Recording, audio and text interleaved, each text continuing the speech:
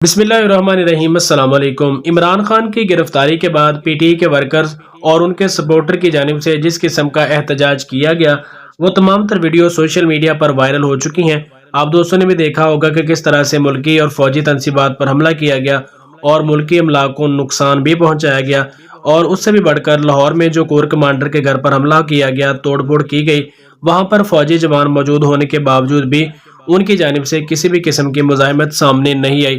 لیکن اب I S P R کی جانب سے ایک دھماکے دار بیان سامنے آ چکا ہے۔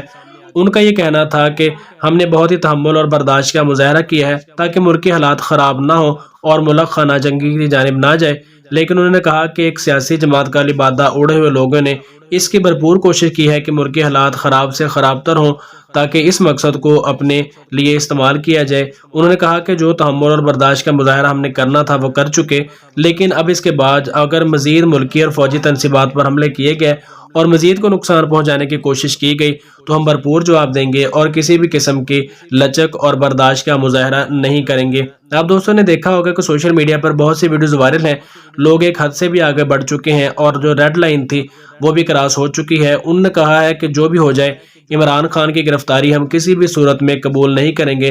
عمران خان کو بغیر کسی وجہ سے گرفتار کیا گیا، صرف ایک سیاسی انتقام لیا گیا ہے، اس لیے جتنا بھی جلدی ہو سکے عمران خان کو رہا کیا جائے۔ اس سے ہٹ کر ہم کوئی بھی فیصلہ قبول نہیں کریں گے۔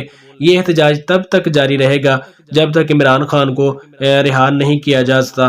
عمران خان کی گرفتاری کے بعد پی ٹی آئی کے جو مین لوگ ہیں، اسد عمر ہیں، شاہ محمود قریشی ہیں، ان کو بھی گرفتار کر لیا گیا ہے۔ یعنی حکومت کی جانب سے کسی بھی قسم کی لچک نہیں دکھائی جا رہی، اور اب آئی ایس پی آر کی جانب سے جو بیان سامنے آیا ہے انہوں نے بھی یہ دھمکی دے دی ہے کہ اگر مزید اس طرح کے حملے کیے گئے، ملکی املاک کو نقصان پہنچایا گیا تو ہم بھرپور جواب دیں گے اور کسی بھی قسم کی لچک کا مظاہرہ ہم مزید نہیں کر سکتے۔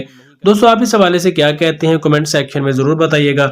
چینل پر نئے ہیں تو سبسکرائب کریں۔ ملتے ہیں کسی نیکسٹ ویڈیو میں، تب تک کے لیے اللہ نگہبان۔